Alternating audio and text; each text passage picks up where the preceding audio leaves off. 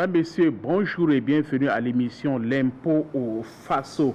Et pour ce numéro, nous abordons comme thème les titres de propriété.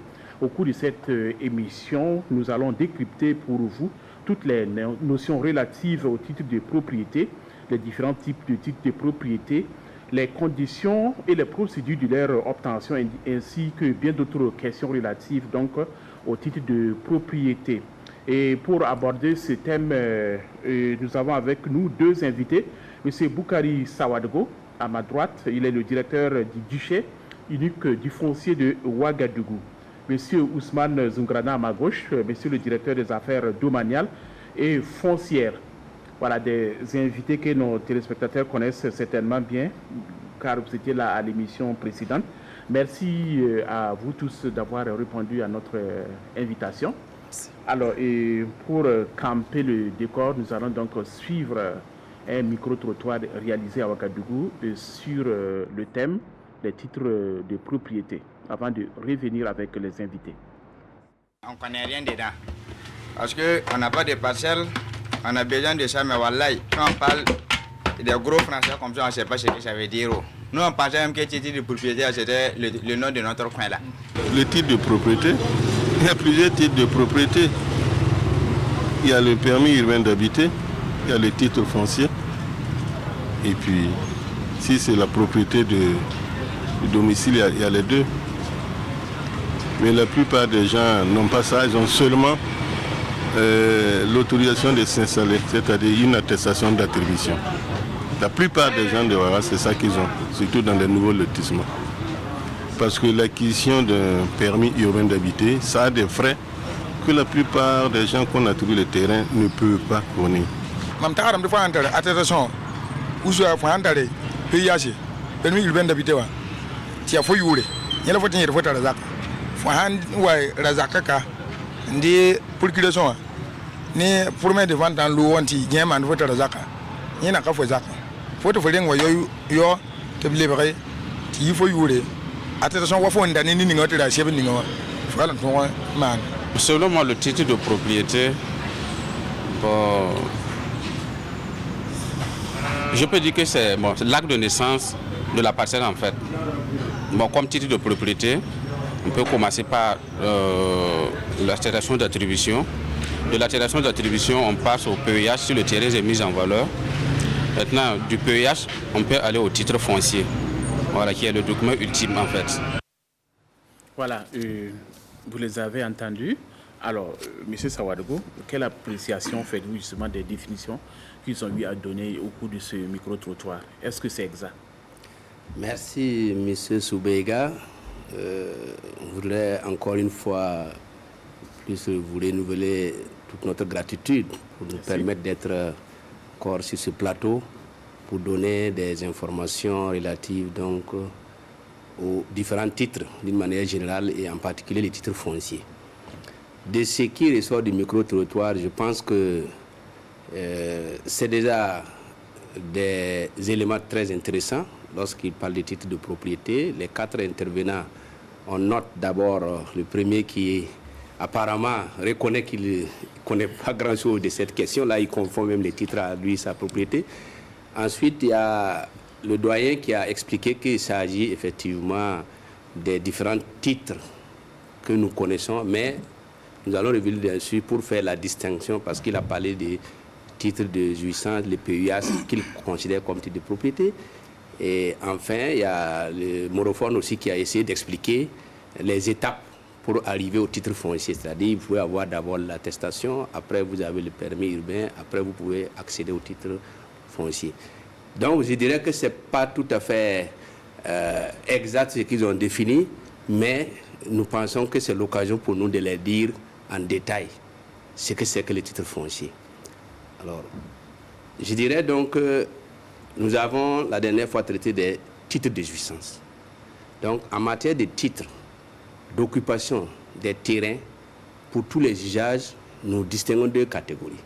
Il y a les titres de jouissance et les titres fonciers, les titres de propriété. Donc, en réalité, il n'y a qu'un seul titre de propriété, c'est le titre foncier.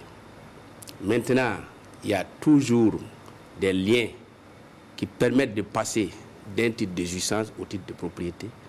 Et nous allons revenir un peu en détail pour donner les différentes conditions. Ce qu'on peut ajouter peut-être, c'est de dire que les titres fonciers ou les titres de propriété peuvent varier en fonction de la nature du terrain et en fonction de la destination du terrain. Et les conditions d'obtention également vont en dépendre. D'accord. Alors, M. Zumbrana, quelle analyse faites-vous justement des différentes définitions que les uns et les autres ont données justement dans ce micro-trottoir? Merci beaucoup, M. Soubega. Je crois que ce micro-trottoir nous permet de reconnaître le déficit de communication que nous-mêmes nous accusons. Parce que des définitions de la compréhension de la population sur ce que c'est qu'un titre de propriété nous permet de comprendre que les gens n'ont pas véritablement une bonne connaissance du titre de propriété. Beaucoup essaient de les confondre par moments entre titre de jouissance et titre de propriété. Cela nous interpelle et nous permet, surtout avec cette émission, d'éclairer davantage la population sur ce que c'est que le titre de propriété, comme M. Sawadgo a essayé d'introduire, pour éclairer davantage nos concitoyens sur ce que c'est qu'un titre de propriété. C'est vrai que nous avons eu la chance de dire ce que c'est qu'un titre de jouissance. Ça permettrait effectivement aussi de faire la différence entre le titre de propriété et le titre de jouissance, qui sont des titres d'occupation des terres du domaine foncier national. D'accord. Alors maintenant, nous allons aborder en détail, voilà, qu'est-ce que le titre de propriété, quelle est sa différence par rapport aux différents autres titres justement que les gens confondent? Merci, M. Soubega. Effectivement, il y a une grande différence entre les titres de propriété et les titres de jouissance. Je rappelle que en matière donc de biens immobiliers, nous avons toujours parlé de droits réels immobiliers. Et les titres d'occupation correspondent à ces droits réels immobiliers. Disons que le titre foncier, c'est le titre de propriété qui est le titre de la meilleure sécurisation foncière. C'est le titre qui vous permet de disposer de votre bien immeuble de la manière la plus absolue, pourvu qu'il n'en fasse pas un usage prohibé par les lois et les règlements. Disons que c'est un droit réel principal qui est obtenu à la suite d'une procédure un peu bien réglementée, qui est un titre définitif et inattaquable, qui est même protégé par notre Constitution. Si on va à l'article 15, il est dit que la propriété est garantie et nul ne peut en être dessaisi si ce n'est pour cause d'utilité publique. Donc le titre de propriété, que nous disons, appelons couramment titre foncier, c'est le patron, si vous permettez le terme, des titres.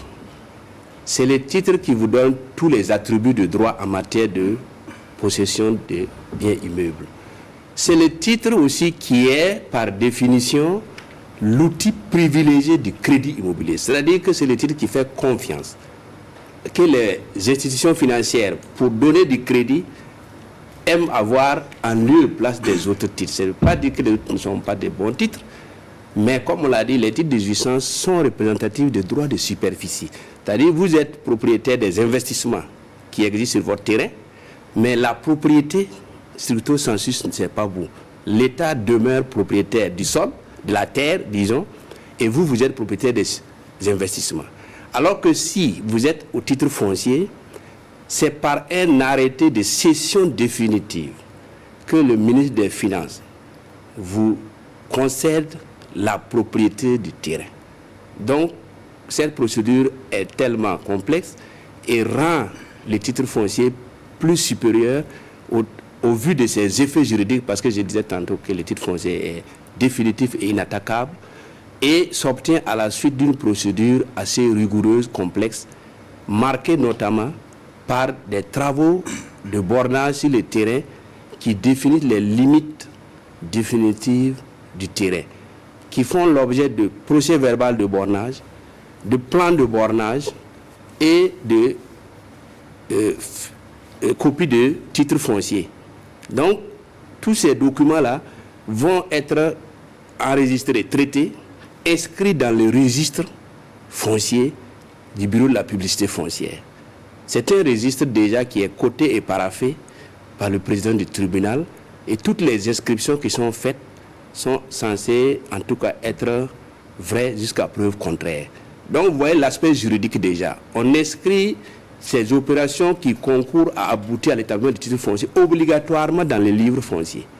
Donc le bornage est inscrit, l'immatriculation est faite à la suite du bornage, qui est une opération juridique qui consiste à créer le numéro de l'acte de naissance en quelque sorte. Quand on vous dit que vous avez le titre foncier numéro 100, ça veut dire que votre terrain a été immatriculé dans le registre foncier là, au numéro 100. C'est l'état civil. Donc à partir de ce numéro-là, votre titre foncier et les actes qui vont suivre n'ont que ce numéro-là. Et à la suite de ça, si vous remplissez certaines conditions, nous allons revenir, on peut traiter votre dossier jusqu'à ce que le ministre des Finances, qui représente l'État, va vous signer la cession définitive. Donc c'est véritablement, en résumé, les titres de propriété les plus parfaits, outil de crédit immobilier. Et mieux, c'est le titre universel, c'est un titre foncier qui est international. Je rappelle, quand vous parlez de titres de jouissance, vous arrivez dans d'autres pays, même voisins, on ne parle pas de PUH, on ne parle pas de permis d'exploiter. Mais les titres fonciers et les bails amphithéotiques, qui sont un peu des titres voisins, par rapport à leurs effets juridiques, sont reconnus un peu partout dans le monde entier. D'accord. Alors, M. Zoungrama, si vous aimeriez ajouter quelque chose par rapport aux différences entre les différents titres, justement, qu'on a. D'accord, merci. Je crois que M. Sawadougou a bien abordé la question. Parce que, comme il le rappelait, vous savez, toutes les terres, qu'elles soient urbaines ou rurales, de l'État ou de la collectivité, sont cédées effectivement à titre provisoire ou à titre définitif. Et pour ce qui concerne le titre foncier, il s'agit de la cession définitive. C'est pourquoi le titre foncier est considéré comme un droit de propriété. Et le droit de propriété, c'est quoi? C'est quand vous dites que vous avez un droit de propriété d'un bien immeuble, ce droit-là vous confère le droit de jouir, comme il l'a dit, et de disposer de ce bien-là de la manière la plus absolue possible, pourvu qu'on n'en fasse pas effectivement un usage prohibé par les lois et règlements. Par contre, si vous prenez le titre de jouissance, il vous confère, si vous voulez, un droit de superficie, en réalité, qui consiste généralement dans le fait de posséder, par exemple, des constructions, des ouvrages, des plantations appartenant à autrui. Parce que la terre, en ce moment, ne vous appartient pas. Ce sont les investissements sur la terre-là qui vous appartiennent.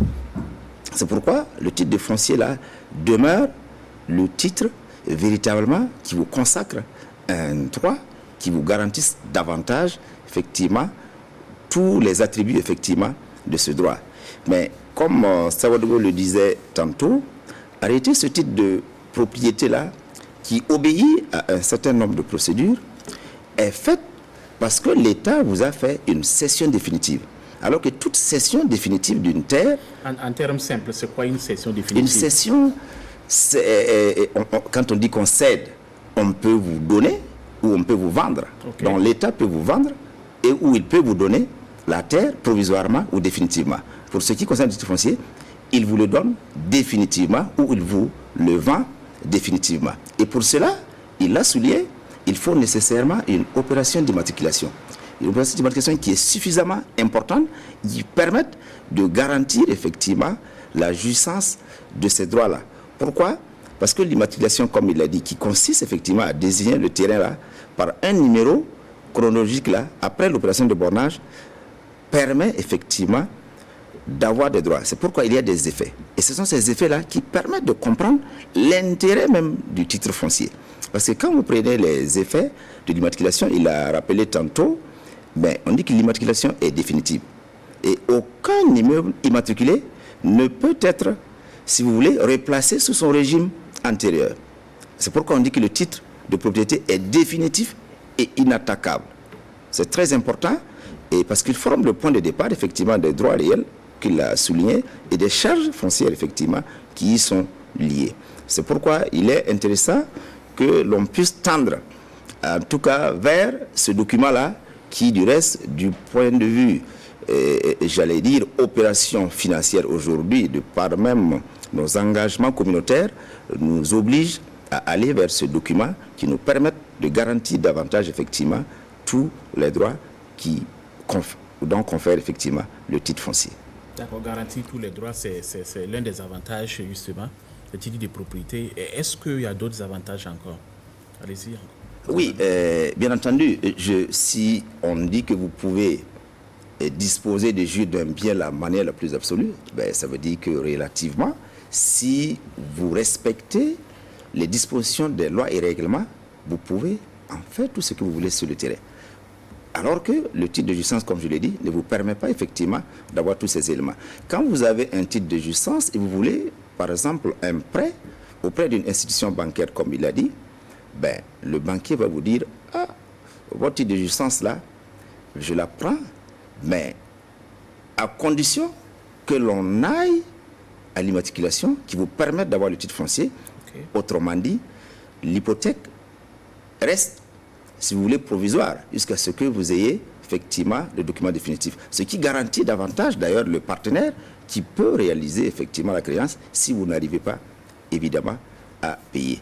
Donc je peux dire que ça confère véritablement assez de droits et c'est pourquoi nous disons la manière la plus absolue. C'est véritablement important et je crois qu'on pourra revenir en détail si vous le voulez bien. D'accord. Alors je vais aborder maintenant les conditions. Quelles sont les conditions d'obtention justement de ces titres-là? C'est ça, Odo. Merci, M. Soubeiga. Avant de revenir à votre question, permettez-moi de rappeler un peu l'historique de ces titres fonciers parce qu'en réalité, les déficits de communication, les difficultés de compréhension des titres fonciers peuvent trouver une explication dans son histoire. Alors, il faut dire que donc, le titre foncier est, comme on l'a dit, le titre de sécurisation foncière le plus parfait qui vous garantit tous les droits, les attributs du droit. Mais pour l'histoire, on peut se rappeler que à partir donc de 1984, avec les textes portant réorganisation agraire et foncière, il faut dire que le titre foncier avait été annulé, supprimé entre griffes. Donc vous imaginez que avant cette période, les propriétaires de terrains avaient la possibilité d'avoir soit des permis urbains d'habiter, des titres de jouissance, mais d'autres ont des titres fonciers. Je rappelle également que les titres fonciers au Burkina datent bien d'avant les indépendances. Nous avons par exemple le titre foncier, la forêt classée de Bangalogo, qui date de 1917. Titre foncier numéro 4 de Ouagadougou. Alors, si donc au niveau de la révolution, avec les textes portant la révolution agraire, on a supprimé ces titres de propriété parce qu'il était déclaré, en tout cas avec la révolution, que la terre est propriété exclusive de l'État. Donc, seul l'État est propriétaire. Comprenez? Donc, pourquoi pouvoir faire encore des titres à vous et à moi? Donc, le titre foncier a été annulé. Les droits fonciers coutumiers annulés. Ce qui veut dire quoi?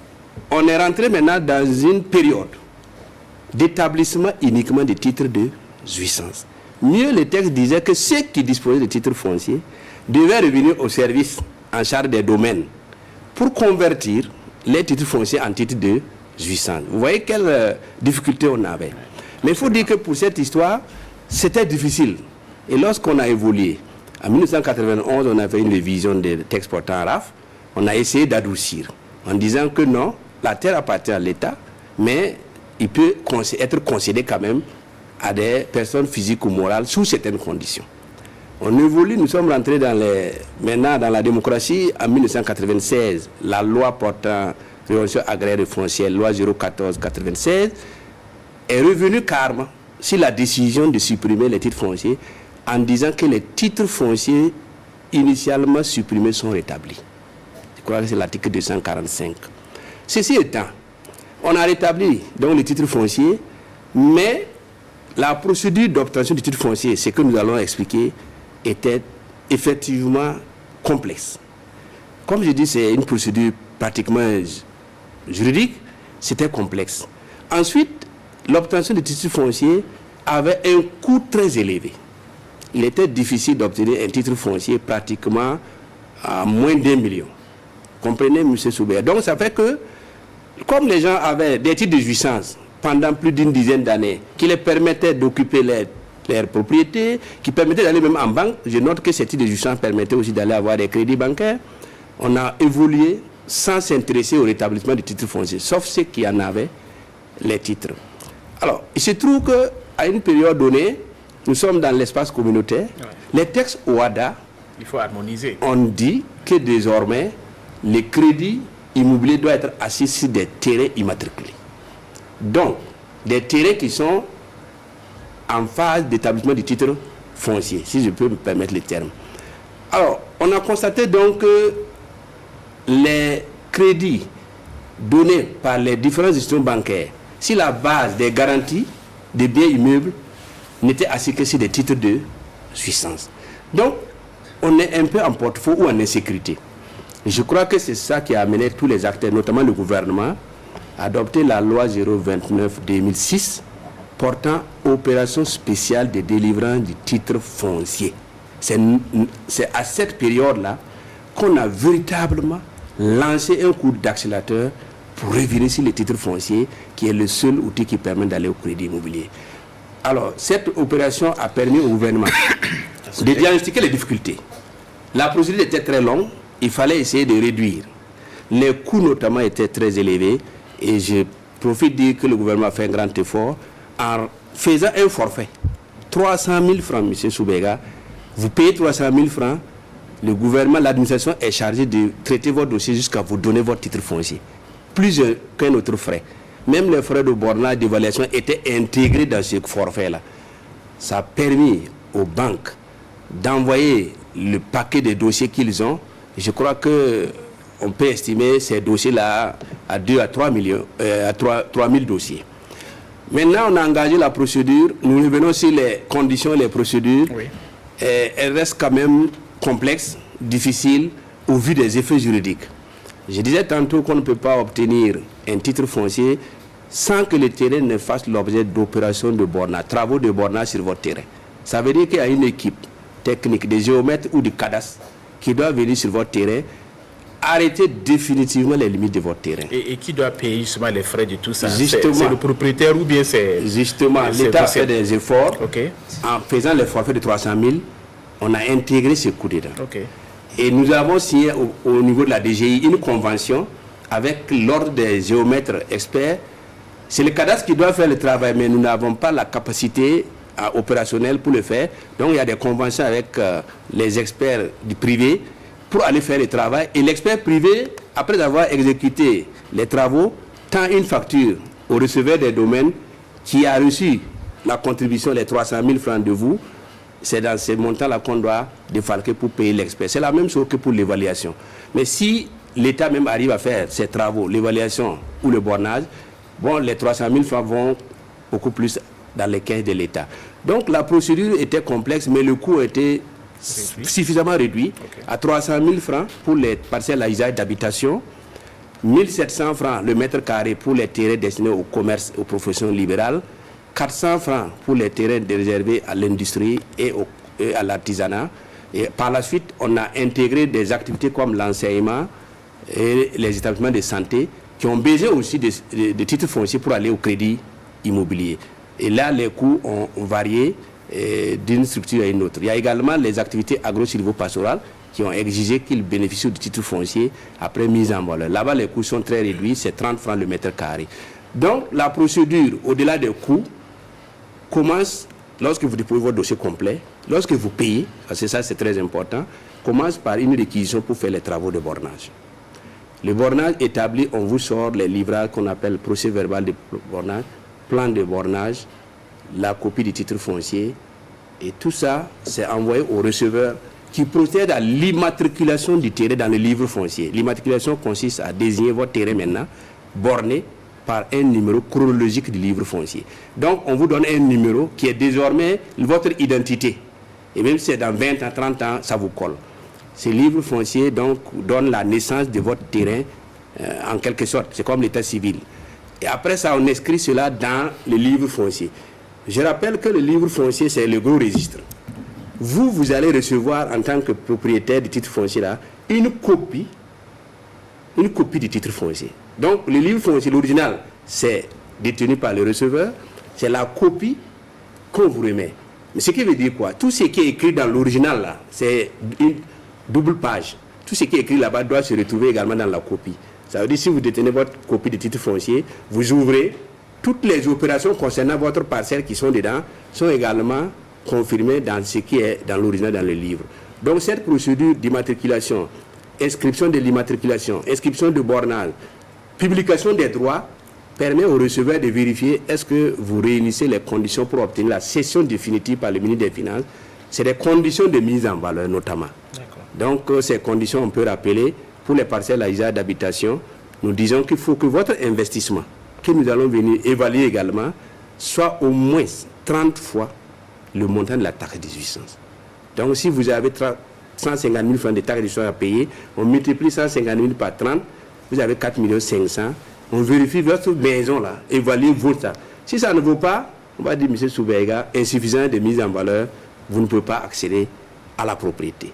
Si vous atteignez ces 4 500 000 ou plus, votre dossier est instruit et un projet d'arrêté de cession définitive est préparé par le receveur des domaines de la publicité foncière, transmis à la DGI jusqu'au ministre des Finances qui, après contrôle, signe votre arrêté qui revient encore à la base pour être inscrit et publié. Donc, c'est les inscriptions des opérations d'immatriculation, de bornage et d'actes de cession, ainsi que les autres droits qui peuvent venir, puisque vous pouvez aller maintenant hypothéquer. L'hypothèque, c'est un droit accessoire réel, on doit l'inscrire. Donc, toute opération concernant la vie de votre terrain, objet de votre titre foncier, doivent être inscrites dans le livre foncier. D'accord, alors on aura compris. Alors, M. Zungrana, on va revenir rapidement sur les différents types de propriété, voilà, un peu pour les téléspectateurs, et également, où est-ce qu'on établit justement les différents titres de propriété? Quels sont les services justement qui sont habilités à fournir ces documents? D'accord, merci beaucoup. En réalité, il n'y a pas plusieurs types de titres de propriété. Okay. Il n'y a qu'un seul titre de propriété, que les gens s'appellent couramment le titre foncier, okay, qui est obtenu après la cession définitive de l'État ou de la collectivité, quand il s'agit de la terre de l'État ou de la terre de la collectivité. Donc en réalité, il n'y a qu'un titre foncier. Maintenant, il a dit tantôt, le titre foncier est fonction de la destination du terrain. Et comme il le disait, il faut rappeler effectivement qu'il y a des conditions d'obtention du titre de propriété, parce qu'on a la catégorie des terres mises en valeur et la catégorie des terres non mises en valeur. Parce qu'il le disait, pour les terrains mis en valeur, il y a les conditions de paiement, mais il y a aussi les conditions de mise en valeur dont il a rappelé, 30 fois effectivement pour les terrains à usage d'habitation, 15 fois pour les terrains à usage autre que d'habitation et 20 fois pour les terrains à usage agro-silvo-pastoral. Maintenant, à côté, l'État dit qu'il peut céder définitivement une terre, et même la collectivité peut céder une terre à une personne de droit public ou de droit privé sans mise en valeur. Et ça, c'est juste pour permettre effectivement aux investisseurs de pouvoir avoir du crédit pour investir. Et cette possibilité est surtout offerte aux activités de commerce, d'industrie, d'artisanat, de santé et d'enseignement. Donc pour ces activités-là, vous pouvez bénéficier d'une cession définitive, donc d'un titre foncier sans mise en valeur préalable. Mais, on va vous dire, vous aurez 5 ans pour mettre le terrain en valeur à partir de la date de signature de l'arrêté de cession définitive. Donc l'administration doit contrôler si dans ces délais-là, vous êtes à jour. Autrement dit, il y a la possibilité aussi, si vous avez des difficultés, de demander une prorogation qui peut vous être accordée, mais qui ne peut pas dépasser généralement 12 mois.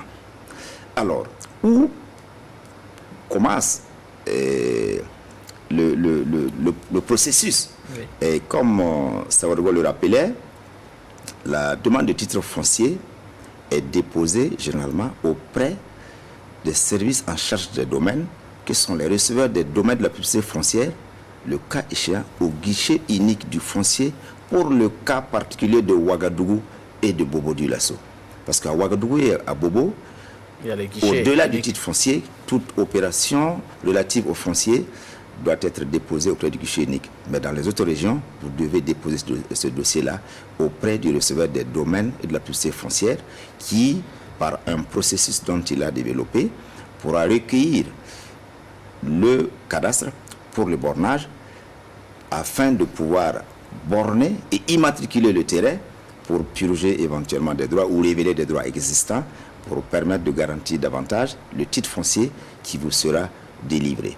Donc on peut dire qu'en réalité, ce sont ces services administratifs-là qui ont la charge de recevoir vos dossiers, d'instruire ces dossiers et de vous permettre d'avoir le titre foncier. Mais nous insistons pour dire que pour les demandes de titre foncier aujourd'hui, du reste, le décret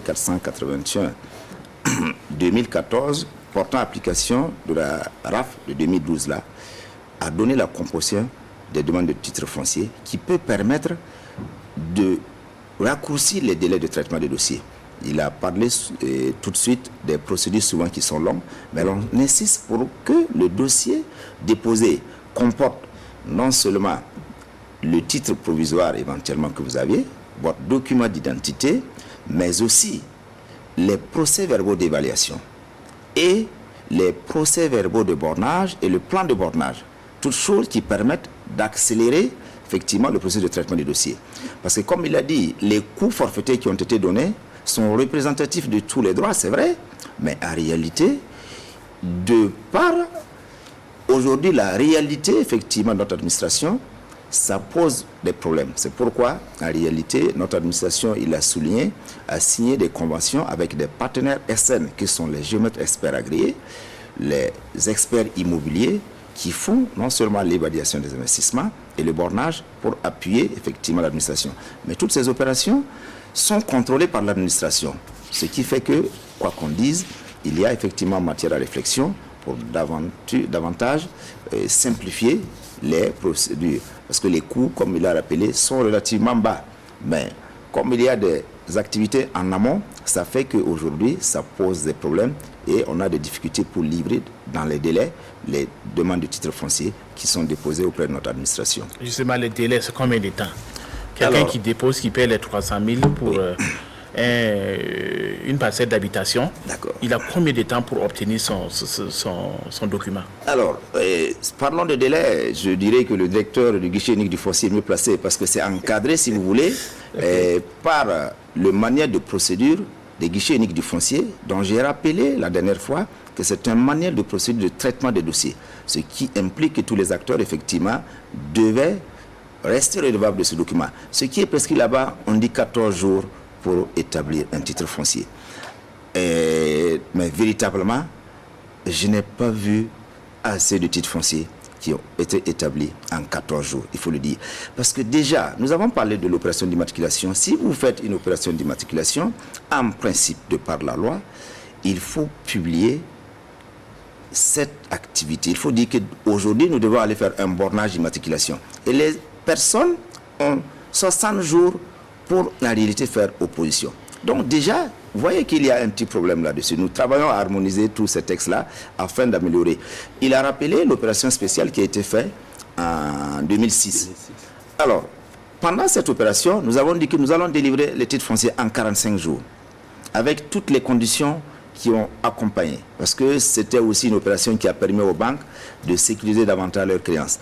Mais les banques nous ont accompagnés du point de vue ressources humaines, ressources financières, mais je peux vous assurer que même aujourd'hui, nous avons des dossiers de titres fonciers de 2007 qui ne sont pas encore remis aux intéressés, pour plusieurs raisons, parce que beaucoup n'ont pas compris également la composition de dossiers, donc on a des dossiers souvent qui ne sont pas du fait de l'administration, mais tout de même, ça veut dire qu'il y a une difficulté manifeste pour délivrer le titre foncier, alors qu'aujourd'hui, notre objectif là est de pouvoir délivrer ce titre foncier là en une semaine, en 10 jours, mais nous sommes inscrits dans cette dynamique-là. C'est pourquoi aujourd'hui la DGI est engagée, il l'a rappelé la dernière fois, dans un processus de digitalisation qui permettra effectivement davantage de simplifier et de réduire, si possible, les coûts des titres fonciers. Si surtout on arrive aujourd'hui à immatriculer toutes les têtes de l'État, ça veut dire que les titres fonciers pourront être délivrés même en une journée.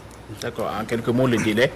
Oui. Quel est le délai maximal pour obtenir un titre de propriété? Je crois que par rapport au délai, le directeur des affaires domaniales a beaucoup parlé. Oui. Je dirais que nous travaillons à aller vers le respect des délais. Comme il a souligné, nous avons un manuel de procédure qui fixe les délais clairs pour chaque catégorie de dossiers, catégorie de titres.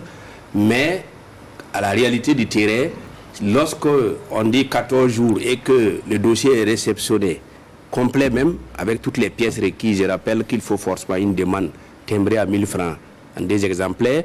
Il faut bien sûr les identités des demandeurs. Il faut naturellement le titre d'occupation qui peut être une attestation d'attribution ou le permis, titre de jouissance. Et vous payez les frais, plus également si vous avez pu obtenir par exemple le bornage ou l'évaluation, ça peut nous accélérer la procédure. Mais du reste, j'avoue qu'aujourd'hui, les terrains aujourd'hui qui ont fait l'objet d'aménagement, vous constaterez que c'était des lotissements. Et si vous prenez même les permis urbains, les superficies qui sont sur votre permis urbain, c'est écrit environ. Superficie 300 mètres carrés environ. Alors que ce n'est pas permis de faire un titre foncier avec une superficie environ. Il faut une superficie arrêtée par bornage de façon définitive et limite vraiment une superficie définitive.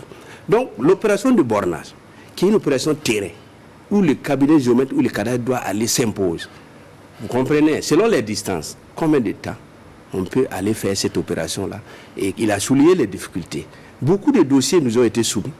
Mais rien que cette opération de bornage, on peut aller, et l'intéressé n'est pas là. On ne peut pas faire le bornage en l'absence du propriétaire.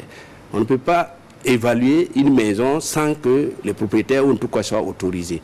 Donc il y a l'opération de bornage, l'opération d'évaluation, qui sont des opérations terrain, qui sortent des documents, en tout cas administratifs, qui sont contrôlés par l'administration au guichet unique, les évaluations, le bornage, contrôlés par les cadastres, contresignés, mis dans le plan. Ça fait l'objet des dossiers techniques. Donc, toutes ces procédures-là, aujourd'hui, rendent difficile pour nous le respect des délais. Mais il a souligné, nous travaillons à anticiper sur ce qu'on appelle donc l'immatriculation des terres. Ça veut dire quoi? Si on lotit une zone et toutes les parcelles ont fait l'objet déjà d'immatriculation, ça veut dire que la question du bornage est déjà réglée. Donc, on n'a pas de difficulté particulière pour aller délivrer dans les meilleurs délais les titres fonciers. Mais c'est vraiment les lotissements sans immatriculation, sans limite précise et avec aussi des risques de contentieux. Vous pouvez aller pour faire le bornage et le voisin n'est pas d'accord parce que l'autre a construit. Rentrer dans ma parcelle, il y a beaucoup de situations qui peuvent se présenter. D'accord. Alors, M. Sawargo, l'actualité est marquée par la prolifération justement des propriétaires immobiliers. Dites-nous, quel type de titre un promoteur immobilier doit se prémunir justement pour mener ses activités? Merci, M. Soboiga. Effectivement, à ce niveau-là, comme vous le dites, l'actualité est marquée par cette question de la promotion immobilière. Mais il faut dire qu'au niveau des textes, les choses sont claires. Si je peux me permettre les termes. La loi 017-2008 portant promotion immobilière, que j'ai dit en passant, pourrait être révisée, a précisé clairement à l'article 6 que les modes d'accès à la terre, au domaine foncier, pour faire de la promotion immobilière, c'est la cession définie, le titre foncier et le bail amphithéotique. Donc, a priori, les seuls titres d'occupation que le promoteur doit détenir, c'est le titre foncier. Parce qu'on suppose que c'est une activité qui nécessite beaucoup de financement. Et mieux, c'est dans ce sens que l'État a permis également à cette catégorie d'activité de promotion immobilière d'obtenir la possibilité d'obtenir un titre foncier sans mise en valeur. Parce que le terrain qu'il mobilise pourrait aller être déposé en banque pour obtenir des crédits afin de réaliser l'opération. Donc, c'est pour dire que le seul titre prévu par la loi pour faire la promotion immobilière, c'est les titres fonciers et également le bail amphithéotique pour des cas, en tout cas, dont le besoin va se présenter. Mais, comme vous le constatez, sur le terrain, c'est autre chose. Okay. Les gens anticipent sur la mobilisation de la terre. On n'a pas les actes administratifs requis qui permettent d'aller directement au titre foncier. Peut-être que la procédure du titre foncier est complexe. Peut-être que les coûts sont élevés, ainsi de suite, mais l'administration et le gouvernement travaillent à ce que les choses soient allégées pour permettre à chaque acteur. Du reste, on veut remettre toujours en avant au préalable l'immatriculation. Si le terrain pour la promotion immobilière est déjà immatriculé, cette question donc de retard ou de délivrance de titres fonciers pourrait être réglée. D'accord. Alors, monsieur le directeur des affaires domaniales et foncières, alors, quelqu'un qui a un non loti qui s'élève et puis qui dit que lui, il veut un titre de propriété, est-ce que c'est possible? Est-ce que ça a un sens? Oui, ça a un sens, monsieur Soubega. Parce que je l'ai rappelé pour le cas des titres de jouissance, nous avions abordé la dernière fois, que le non loti dont vous définissez peut être compris comme une zone non aménagée. Alors qu'une zone non aménagée peut faire l'objet, effectivement, de titres de jouissance ou de titres de propriété. Aujourd'hui, vous avez un espace de terrain dans une zone non aménagée où vous voulez faire une activité de commerce, d'industrie, d'artisanat, de santé ou toute autre chose, vous avez le droit de demander un titre de propriété. Mieux encore, pour cette catégorie d'activité, vous pouvez même demander le titre de propriété directement, sans passer par la cession provisoire. C'est-à-dire, vous avez identifié votre espace de terrain et vous voulez faire cette activité de commerce, d'industrie, d'artisanat, de santé ou d'enseignement. Vous demandez à l'administration, je veux cet espace-là pour faire un titre foncier. Alors, en ce moment, nous l'avons rappelé, les conditions pour faire ce titre foncier-là doivent être respectées. Et les conditions-là, c'est pouvoir permettre effectivement de connaître éventuellement des droits existants. C'est pourquoi il a parlé de purge de droits qui soit utile. Alors, c'est une procédure en réalité qui est faite pour faciliter, si vous voulez, l'investissement économique. Donc, je peux affirmer que l'on peut avoir un titre foncier sur un terrain non aménagé. Mais attention, il ne faut pas confondre avec ce qu'on appelle réellement les non-lotis dont nous vivons. Vous ne pouvez pas vivre dans un espace non aménagé de 100 mètres carrés, de 200 mètres carrés et déposer une demande de titre foncier pour habiter. Non, pour le moment, notre loi n'en dispose pas. C'est pourquoi, même en milieu rural, nous avons même un peu ce souci-là. Vous voyez, nous avons dit en milieu rural, nous avons des attestations de possession foncière rurale qui sont des titres de jouissance qui sont délivrés pour les activités de conservation et activités de conservation et de production. Alors, ce sont peut-être des institutions de l'administration, alors que dans ces zones rurales-là, nous avions aussi des zones d'habitation à côté où la loi n'a pas prévu de délivrer des titres d'habitation pour effectivement ces personnes-là. Mais quoi qu'on dise, on peut bien, si l'on se conforme effectivement à la loi, détenir des titres de propriété sur une zone non aménagée.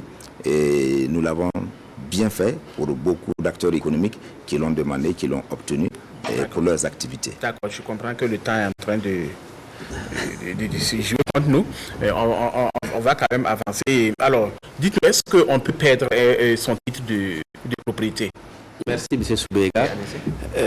Naturellement, pourquoi tout bien que quelqu'un dispose peut faire l'objet de perte ou de détérioration. Donc, les titres fonciers, effectivement, en cas de perte ou de détérioration, on permet au titulaire de demander un duplicata, entre griffes, c'est-à-dire qu'un titre foncier en remplacement. Mais il faut dire qu'au regard des effets juridiques, de l'importance, la procédure, c'est un peu plus particulier lorsque vous demandez une copie du titre foncier après l'avoir perdu. Il faudrait d'abord que ça soit sur un jugement du tribunal. Comprenez, si vous perdez votre titre foncier, vous devez faire bien sûr la déclaration, soumettre le dossier qui va être décidé à la justice. Si le juge ordonne le receveur qui a inscrit, qui a établi le titre là, de vous délivrer un duplicata. Ce n'est pas comme les autres titres de jouissance où vous faites des déclarations de perte, vous introduisez votre demande de duplicata au guichet, on instruit le dossier, on fait les vérifications nécessaires, on prend état des droits réels auprès de l'administration pour voir est-ce que le titre est vraiment perdu, est-ce que ça n'a pas été vendu ou fait l'objet de crédit. On vérifie tout ça et on vous délivre votre duplicata quand c'est un titre de jouissance. Mais lorsque c'est un titre de propriété, les titres fonciers, vous ne pouvez établir les duplicata que sur décision de la justice. Donc, une fois de plus, c'est les effets juridiques et l'importance du titre foncier. Nous avons également rencontré une difficulté lors des événements du 1er septembre, lorsqu'il y a eu l'inondation, qui a détérioré au sein même de l'administration des titres fonciers qui étaient prêts, dont les propriétaires n'avaient pas pu retirer. Donc, on a profité pour introduire une possibilité, en cas de force majeure, de disparition ou de dégradation du titre, l'administration des domaines peut saisir la justice pour demander, en tout cas, l'autorisation, et le juge peut ordonner l'établissement également des titres en cas de disparition. Donc, le titre foncier peut être perdu, détruit, mais je pense que c'est surtout l'aspect intervention de la justice pour ordonner son établissement au profit des bénéficiaires. D'accord. Alors, j'ai une question, M. Zungrana. Des gens qui s'associent, qui achètent une parcelle et qui veulent maintenant un titre de propriété. Comment cela se passe? On donne à tout le monde ou bien on donne à une seule personne? Parce que c'est courant dans des pays comme le Sénégal. Les gens s'associent, ils achètent une parcelle et puis ils construisent à niveau. Ils se partagent. Voilà. Maintenant, est-ce qu'au Burkina, c'est des cas qui arrivent, et si ça arrive, comment ça se passe? Comment on donne le titre de propriété? Merci beaucoup, M. Soubega. Oui, au-delà même de ces personnes qui s'associent pour avoir des terrains, objets de titre foncier ou de titre de jouissance, vous avez même des couples qui exigent que l'on porte le nom des deux époux sur leur titre de propriété. C'est courant. Vous avez également les héritiers qui ont un bien individu sur effectivement l'héritage dont ils bénéficient, qui peut être effectivement un titre de propriété, ou quel quand même on peut délivrer des copies effectivement aux personnes qui sont titulaires de ces droits. Mais ce que vous dites peut aller dans le sens de la copropriété, qui ça aussi est réglementé aujourd'hui. Du reste, on l'avait rappelé la dernière fois, il y avait une difficulté pour effectivement délivrer les titres relatifs à la copropriété. C'est pourquoi la cité Antrois, où il y avait des appartements, il y a eu des difficultés, mais la loi a réglé ça. Il y a une loi qui a été prise et qui gère effectivement la copropriété, et ça permet à chaque personne propriétaire de disposer effectivement de son appartement. Et également, il y a des servitudes communes qui sont régies également par cette même loi et qui permettent effectivement d'avoir moins de soucis pour la gestion de ce bien commun pour certaines servitudes, mais toute personne peut avoir effectivement. C'est pourquoi nous encourageons aujourd'hui les promoteurs immobiliers à construire des immeubles et à vendre des appartements. Des HLM. Oui, et c'est en ce moment-là, vous et moi, peut-être nous pouvons avoir un appartement avec notre titre de propriété en bonne et due forme. La loi l'a prévu et il faut encourager cela. Donc, vivement que nos collègues de la radio, par exemple, s'associent pour construire un immeuble et puis qu'on va les accompagner. Ok, peut-être que ça va venir. Oui, si ça va venir. Je voulais compléter à ce niveau. Voilà, allez-y. Pour juste rappeler qu'effectivement, au terme donc, des dispositions de l'article 481 et 482, il est rappelé que lorsque plusieurs personnes sont propriétaires individuels d'un immeuble, des copies authentifiées par la signature du receveur, la publicité foncière sont délivrées au nom de tous les copropriétaires et à chacun s'il demande. Donc si c'est plusieurs personnes qui sont propriétaires, c'est les copies. Puisque si c'est votre propriété à vous seul, on vous remet la copie. Mais si c'est plusieurs personnes qui sont propriétaires individus, le receveur est tenu de faire des copies certifiées pour chacun qui le désire.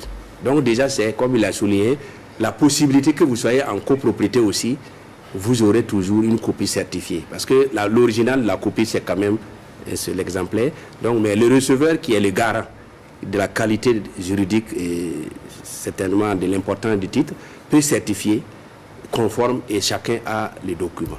Donc, c'est possible en indivision d'être propriétaire, comme il a souligné, que ce soit la famille, une grande famille. Et nous encourageons cela parce que ça permet de garder quand même des valeurs sociales de notre société. Si une grande famille fait un titre, et puis je pense que ça protège davantage contre, en tout cas, les ventes ou les cessions à l'issue d'autres membres de la famille. D'accord. Alors, votre dernier mot, on s'achemine vers la fin de l'émission. Voilà. Qu'est-ce que vous aimeriez ajouter de tout ce qu'on a dit là, voilà, pour permettre aux téléspectateurs de comprendre justement tout ce qui est relatif au titre de propriété? Qu'est-ce que vous aimeriez ajouter? Votre dernier mot. Merci, M. Soubega. Je voudrais, en dernier mot, vous dire grand merci C'est un début, on l'a rappelé la dernière fois. Nous savons très bien que cette émission ne permettrait pas d'expliquer à tous les téléspectateurs les titres fonciers dans son ensemble. Mais ce n'est qu'un début. Nous souhaitons que désormais les usagers viennent vers nos services qui sont vraiment ouverts pour avoir de plus en plus d'informations. Aussi bien sur les conditions d'obtention du titre, sur les procédures. Et le gouvernement travaille également à alléger les procédures parce que nous cheminons vers véritablement les titres fonciers. Voilà, les titres de jouissance, comme je l'ai dit tantôt, c'est des titres permanents qui vous protègent, mais pas assez suffisamment comme les titres fonciers. Il y a des difficultés, certes, mais le gouvernement travaille et nous avons besoin de la contribution de tous les acteurs, notamment de vous les communicateurs, pour nous permettre ensemble de faire des propositions concrètes, adaptées, pour permettre en tout cas à tous les Burkinabés d'avoir des titres fonciers qui est vraiment le titre de sécurité foncière le plus parfait et qui vous garantit. Je voulais également noter que peut-être la question n'a pas été posée, qu'il faut retenir que ce n'est pas parce que vous disposez d'un titre foncier que l'État ne peut pas vous exproprier.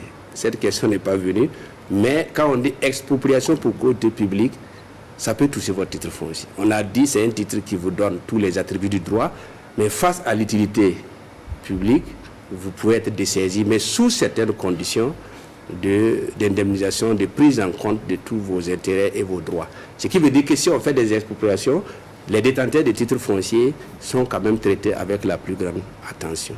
Donc, encore une fois, que les gens viennent vers les titres fonciers. D'accord, merci.